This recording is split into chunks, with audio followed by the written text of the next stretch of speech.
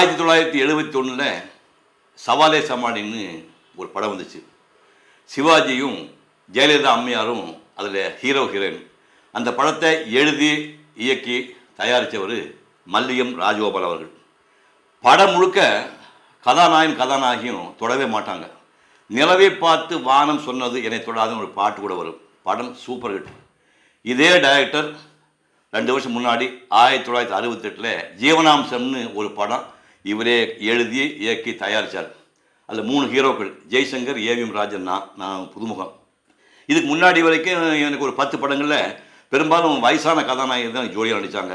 முதல்ல நடிகர் லக்ஷ்மியை இவர் அறிமுகப்படுத்தி அந்த அம்மாவும் நான் அதுக்கப்புறமா 18 படங்களில் ஜோடியாக நடித்தோம். இதே லக்ஷ்மியை வச்சு 1970 கஸ்தூரி திலகம்னு ஒரு படம் எடுத்தார் மல்லிகம் ராஜகோபால். அந்த ராஜகோபால் அவர்களுடைய இரத்த வாரிசு இந்த இளைஞன் பரத். தமிழ் சினிமா ஃபீனிக்ஸ் பறவை மாதிரி. அந்த ஃபீனிக்ஸ் பறவை தன்னுடைய ஆயுள் முடிஞ்சால் நெருப்புக்குள் விழுந்து மறுபடியும் புதுப்பிச்சுட்டு இன்னொரு வாழ்க்கை வாழுமாமா. அந்த மாதிரி தமிழ் சினிமா பியு சின்னப்பா தியாகராஜ பாகவதர் காலம், எம்ஜிஆர் சிவாஜி காலம், கமல் ரஜினி காலம்னு பல காலங்களை தாண்டி புது புது டைரக்டர், புது புது ஹீரோயின்ஸ், புது புது ஹீரோக்கள், புது புது மியூசிக் டைரக்டர்னு தன்னை புதுப்பிச்சுக்கிட்டே இருக்குது. அந்த வரிசையில் இதோ ஒரு இளம் ஹீரோ பரத்.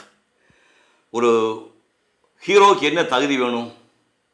காந்த கண்கள் வேணும், நீண்ட மூக்கு வேணும், சின்ன உதடு வேணும், செவத்த உருவம் வேணும், 6 அடி வேணும்.